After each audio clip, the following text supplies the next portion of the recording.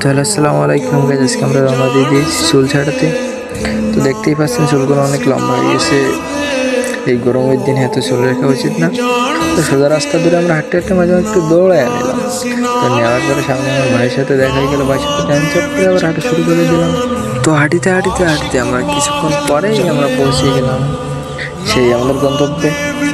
তো গন্তব্যে পৌঁছানোর পরে আমি নিচের দিকে নামতে লাগিলাম।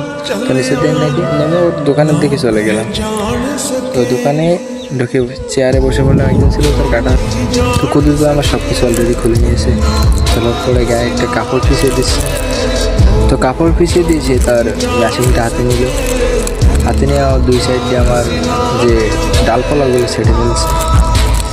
তো প্রচুর লেভেলে একটা জঙ্গলের মতো হয়ে গেছিলো, সেগুলো সে কাটা শুরু করে দিল। অলরেডি এক সাইড কাটা হয়ে গেছে, সে দ্বিতীয় সাইড